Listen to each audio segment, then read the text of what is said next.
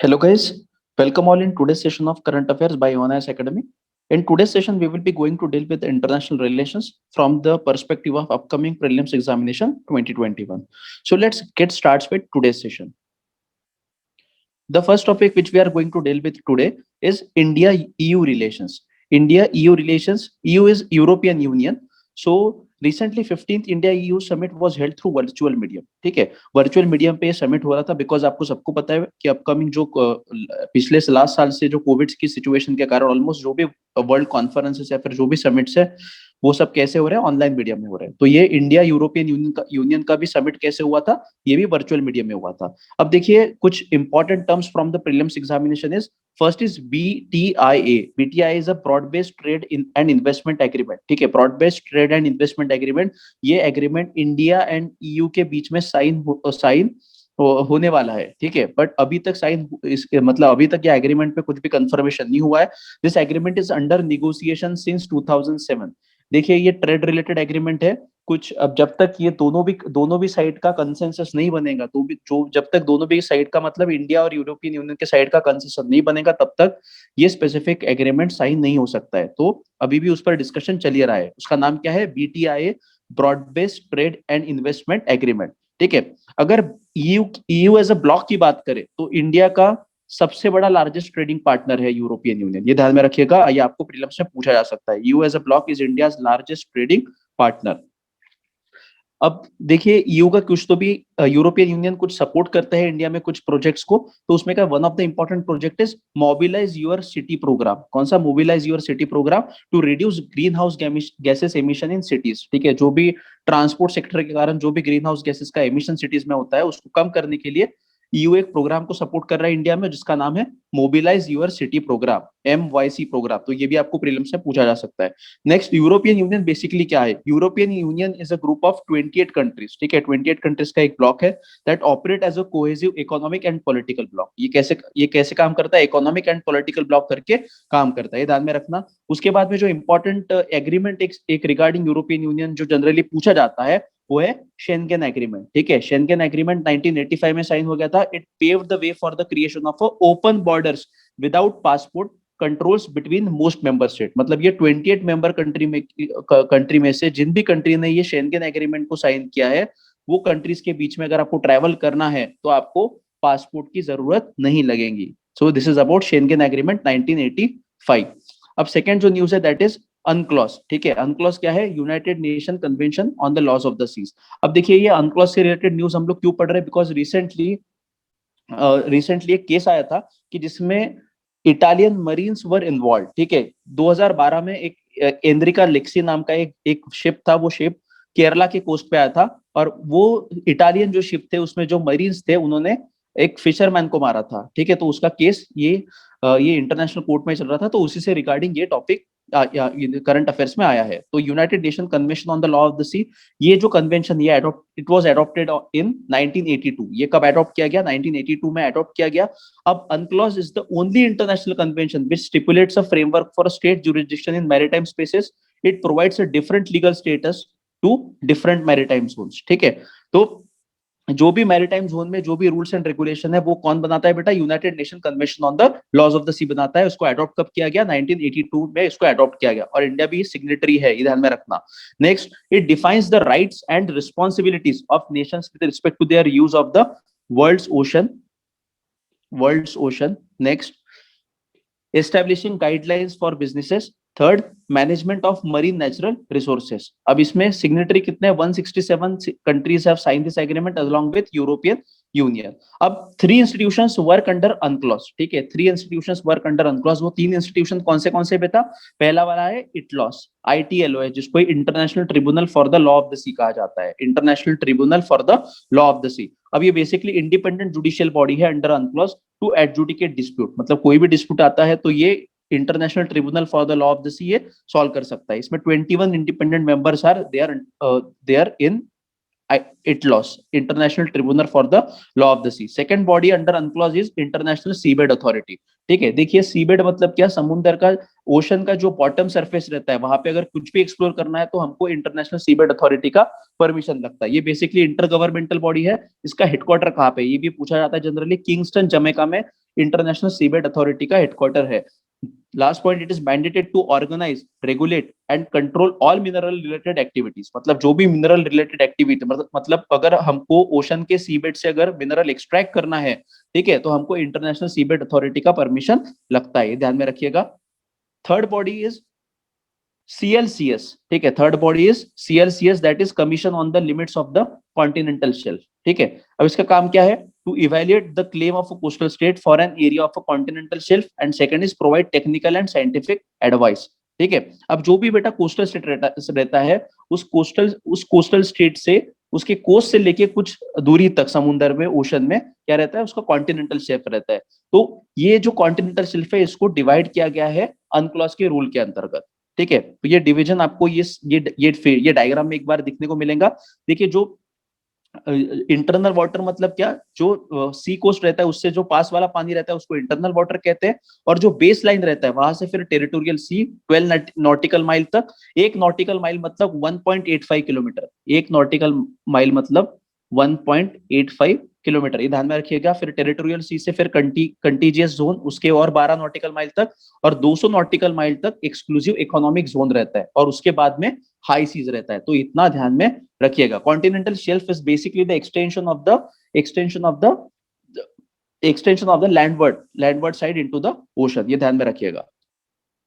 Moving towards the next news, the fourth news is permanent court of arbitration, ठीक है। अब permanent court of arbitration, पहली बात तो इंडिया इसका मेंबर है बेटा, ठीक है। इंटरनेशनल लेवल पे कुछ भी डिस्प्यूट्स अगर आते हैं, वो डिस्प्यूट्स को सॉल्व करना है, तो वो परमानेंट कोर्ट ऑफ आर्बिट्रेशन में जा सकते हैं। अब इसका एस्टेब्लिशमेंट कब हुआ था? इट वाज एस्टेब्लिश इन 1899, ठीक है। परमानेंट कोर्ट ऑफ आर्बिट्रेशन का एस्टेब्लिशमेंट 1899 में हुआ था। इसका हेडक्वार्टर कहाँ पे है? हॉग में है, नीदरलैंड में आता है। और इसका पर्पस भी देखते हैं। पर्पस क्या है? It is an intergovernmental organisation dedicated to serve the international community in the field of dispute resolution and to facilitate arbitration and other forms of dispute resolution between the states. तो ये ध्यान में रखिएगा, Permanent court of Arbitration, India इसका member है। Set up कब हुआ था? 1899 में, और इसका हेडक्वार्टर कहाँ पे लोकेटेड है? हॉग, नीदरलैंड्स में। नेक्स्ट, अब इंडिया मालदीव के बारे में हम लोग थोड़ा बात करेंगे।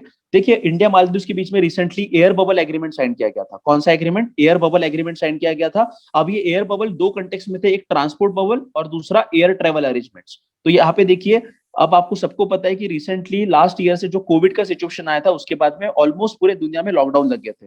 तो ऐसे कंडीशन में जो कमर्शियल एयर ट्रेवलिंग थे, वो भी क्या हो गया था? बंद हो गया था।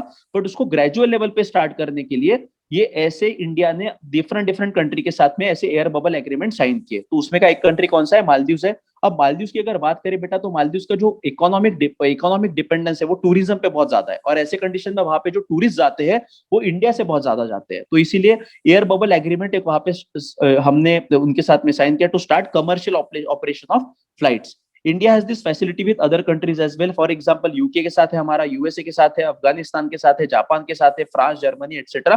With number of countries we have sign this air bubble agreement. अब इसके बाद में जो इंपॉर्टेंट कंसेप्ट है जो इंडिया मालदीव रिलेशन के बारे में हमको याद रखना है, एक है ऑपरेशन कैक्टस। ये ऑपरेशन कैक्टस 1988 में हुआ था। अब इसमें क्या हुआ था? Indian troops prevented coup in Maldives. ये ध्यान में रखना, operation cactus is related to the Maldivian coup, ठीक है। और उसमें इंडियन ट्रूप्स वहां पे गए थे और उन्होंने कूप होने से रोका था। उसके बाद में एक एक्सरसाइज होती है, मिलिट्री लेवल की एक्सरसाइज होती है between Indian military and Maldivian national defence forces. तो उस एक्सरसाइज का नाम है एक्सरसाइज इकुवेरिन। इकुवेरिन मतलब मालदीवियन लैंग्वेज में इसका फ्रेंड्स का मतलब होता है। तो it is a military exercise between Indian army and MNDF. MNDF का फुल फॉर्म क्या है? Maldivian national defence forces. तो एक्सरसाइज इकुवेरिन, ऐसे एक्सरसाइज आपको प्रीलिम्स में, मैच द पेयर्स में पूछे जाते हैं। Next is high impact community development project. अब देखिए, इंडिया क्या करता है? ये मालदीव इज अर नेबर। अब ये मालदीव के पास में उतना तो उसका इकोनॉमी स्ट्रांग नहीं है, तो ऐसे कंट्रीज को इंडिया क्या करता है? असिस्टेंस प्रोवाइड करता है। तो ये high impact community development project is one of the type of an assistance which India provide to the Maldives. तो यहाँ पे क्या होता है? जो कम्युनिटी लेवल पे जो भी प्रोग्राम्स रहते हैं उनको इंडिया मदद करता है, ठीक है। इसके बाद में अभी रिसेंटली जो कोविड-19 सिचुएशन के कारण ये जो इंडियन ओशन में जो छोटे छोटे नेशंस है, जिसको लिटोरल नेशंस भी कहा जाता है, इनकी इकोनॉमी बहुत ज्यादा अफेक्ट हो गई थी। तो इनको मदद करने के लिए इंडियन गवर्नमेंट ने मिशन सागर करके लॉन्च किया। कौन सा मिशन लॉन्च किया बेटा? मिशन सागर करके लॉन्च किया, to provide assistance to Indian Ocean region nations amid कोविड-19 सिचुएशन। तो ये ध्यान में रखिएगा। अब ये जैसा मैंने बताया एक्सरसाइज इक्विवेरियंट, उसी प्रकार इंडिया नंबर ऑफ कंट्रीज के साथ में बायलैटरल लेवल पे और मल्टीलैटरल लेवल पे क्या करता है, मिलिट्री एक्सरसाइज करता है, ये ध्यान में रखिएगा। तो उसमें के कुछ कुछ एक्सरसाइज के नाम यहाँ पे दिए गए हैं, बाकी के एक्सरसाइज के नाम आने वाले सेक्शंस में हम लोग कवर करेंगे। तो पहला जो एक्सरसाइज है that is JIMEX. JIMEX India किसके साथ करता है, जापान के साथ करता है। Second is Aussie index, Aussie index किसके साथ करता है, इंडिया ऑस्ट्रेलिया के साथ करता है। Third is a Malabar exercise, Malabar exercise with USA and Japan, India USA and Japan ये तीन कंट्रीज इसमें इन्वॉल्व रहते हैं। And fourth is a defence exercise with France, अब फ्रांस के साथ में हम लोग हमारी नेवी, एयरफोर्स और हमारा आर्मी, ये तीनों भी एक्सरसाइज होता है। तो Varuna exercise is naval exercise, Garuda exercise is air exercise and Shakti exercise is a army exercise. उसके बाद में जो फिफ्थ एक्सरसाइज है दैट इज गरुड़ा शक्ति, ये गरुड़ा शक्ति हम लोग इंडोनेशिया के साथ होती है हमारी, इंडिया की इंडोनेशिया के साथ में। उसके बाद में मित्र शक्ति, मित्र शक्ति किसके साथ होती है, श्रीलंका के साथ, श्रीलंका के साथ होती है। And seventh is Indira exercise with Russia. तो इतने जो एक्सरसाइज के नाम है बेटा, ये मिलिट्री एक्सरसाइज के नाम हमको ध्यान में रखना है, इस पे भी प्रीलिम्स में मैच द पेयर्स या फिर सवाल आपको रिकरिंगली पूछा गया है। ठीक है, नेक्स्ट, अब नेक्स्ट है सागर इनिशिएटिव। ठीक है, सागर क्या है, सागर का फुल फॉर्म है security and growth for all in the region. अब बेसिकली देखा जाए तो ये इनिशिएटिव नरेंद्र मोदी गवर्नमेंट ने 2015 में लॉन्च किया गया था। कब लॉन्च किया गया था, 2015 में लॉन्च किया गया था। अब ये इसका पर्पस क्या है, security and growth for all in the region, it is an increasing recognition, it is an increasing recognition of the increasing importance of maritime security, maritime commons and cooperation। मतलब जो भी लिटोरल नेशन है Indian ocean में या फिर जो भी border nation है, इनके बीच में क्या बनी रहे, एक कोऑपरेशन बना रहे, एक कॉमन अंडरस्टैंडिंग बनी रहे और एक सिक्योरिटी कोऑपरेशन बना रहे। इसीलिए सागर का ओरिजिन इंडिया ने किया था, security and growth for all in the region. Through Sagar, India seeks to deepen economic and security cooperation with its maritime neighbors and assist in building their maritime security capabilities। Basically अगर देखा जाए तो बेटा India को Indian ocean में net security provider कहा जाता है। क्या कहा जाता है, नेट सिक्योरिटी प्रोवाइडर। तो ये जो छोटे छोटे नेशंस है, सेशल्स हो गया, मालदीव्स हो गया, इनको सिक्योरिटी कौन प्रोवाइड करता है, इंडिया प्रोवाइड करते हैं, ये ध्यान में रखिएगा। ठीक है, तो सागर का पर्पस क्या है, security and growth for all in the region. इसके बाद में हम लोग इंडो पैसिफिक ओशन इनिशिएटिव्स पे आएंगे। ठीक है, अब Indo Pacific Ocean initiative it was basically launch by prime minister of India at the East Asia summit in November 2019। कब लॉन्च किया गया था बेटा, ईस्ट एशिया समिट में हमारे प्राइम मिनिस्टर ने 2019 में Indo Pacific Ocean initiative launch किया था। अब ये ओशन के 7 पिलर्स है। ठीक है, ये इंडो पैसिफिक ओशन इनिशिएटिव के 7 पिलर्स है। कौन से हैं, एक है maritime security, maritime ecology, maritime resources, capacity building and resource sharing, disaster risk reduction and management, science, technology and academic cooperation, and trade connectivity and maritime transport। So basically देखा जाए तो ये इंडो पैसिफिक ओशन इनिशिएटिव का purpose ये कि जो भी ocean से रिलेटेड चीजें हैं, भले वो मैरिटाइम सिक्योरिटी हो, एनवायरमेंट के बारे में हो, रिसोर्सेज के बारे में हो, ठीक है, साइंस एंड टेक्नोलॉजी के बारे में, वो सारी चीजें ये इंडो पैसिफिक ओशन इनिशिएटिव के अंतर्गत करने वाले हैं। ठीक है, इसके बाद में ईस्ट एशिया समिट पे हम लोग आएंगे। अब ईस्ट एशिया समिट क्या है, पहले ये इंपॉर्टेंट है, और इसका ओरिजिन कैसे हुआ है ये भी प्रीलिम्स में पूछा जाता है। तो East Asia Summit was established in 2005 as a forum of 18 regional leaders for strategic dialogue and cooperation on the key political, security and economic challenges facing the Indo-Pacific region। मतलब इंडो पैसिफिक रीजन में जो भी political, security and economic challenges face करने हैं, उसके लिए east Asia summit का establishment किया गया था 2005 में। टोटल मेंबर्स कितने हैं, 18 रीजनल लीडर्स आर देयर। अब इसका शुरुआत कैसे हुआ था, कुआलालंपुर डिक्लेरेशन से। ठीक है, east Asia summit is an open forum for dialogue on strategic, political and economic issues in order to promote peace, economic prosperity and regional integration in East Asia। और India is a founding member of east Asia summit, ये ध्यान में रखिएगा, India is a founding member of east Asia summit. अब ये east Asia summit में कुल मिला के 18 मेंबर्स है। उस 18 मेंबर में से 10 members are basically from ASEAN. ASEAN क्या है, ASEAN is the association of south east Asian nation. ठीक है, ASEAN is the association of south east Asian nation. इसमें कौन से कंट्रीज आते हैं, Brunei, Cambodia, Indonesia, Laos, Malaysia, Myanmar, Philippines, Singapore, Thailand and Vietnam. So this 10 nation forms the association of south east Asian nation. ठीक है, ASEAN grouping ये 10 nation से बनता है along with 8 मेंबर्स। ठीक है, along with 8 मेंबर्स कौन से Australia, China, Japan, India, New Zealand, Republic of Korea, Russia and United states. अब इसमें जो आसियान कंट्रीज है बेटा, वो आसियान कंट्रीज देखिए मैंने पहले ही लास्ट लेक्चर में आपको बताया था कि मेजोरिटी है जो कंट्रीज है ग्रुपिंग के, इसको आपको कैसे याद रखना है। The best way is to read the maps, ठीक है। मैप्स में आपको इन कंट्रीज को लोकेट करके आप आसानी से याद रख सकते हो, ठीक है। या फिर कुछ न्यूमोनिक्स में आपको बताता हूँ। अब जैसा आसियान मेंबर स्टेट्स को अगर आपको याद रखना है तो one mnemonic is there, please turn over left in Cambodia to meet the MBBS. अब इसका जो प्लीज का P, P stand for Philippines, T stand for Thailand, over का V stand for Vietnam, left का एल स्टैंड फॉर लाओस, इनका I stand for Indonesia, Cambodia is the country to meet the MBBS. अब MBBS क्या है, M stand for Malaysia, B stand for Brunei, next B stand for Burma, Burma मतलब Myanmar, Myanmar को जो पहले पहले पहले का नाम क्या था, बर्मा था, and S stand for Singapore. So please turn over left in Cambodia to meet the MBBS. ये अगर न्यूमोनिक्स अगर आप ध्यान में रखते हो तो आपको जो 10 नेशन है जो आसियान ग्रुपिंग के पार्ट आते हैं उनके नाम आपको इजीली ध्यान में रख सकते हैं, ठीक है। Thank you guys. इस लेक्चर में हम लोग इतना ही कवर करेंगे। और देखिए हमारा टेलीग्राम चैनल है, वो टेलीग्राम चैनल अगर आप वहां पे जाते हो तो आप डेली बेसिस पे करंट अफेयर्स वहां पे एक्सेस कर सकते हैं। अलॉन्ग विद दैट जो भी अभी ये जो भी हमारा सीरीज चल रहा है, अगर इसमें आपको कुछ चेंजेस करने का अगर कुछ एक्सपेक्टेशन है तो वैसे आप हमारे सेक्शन कमेंट सेक्शन में आप बता भी सकते हैं। And don't forget to like share and subscribe to our YouTube channel. Thank you very much guys.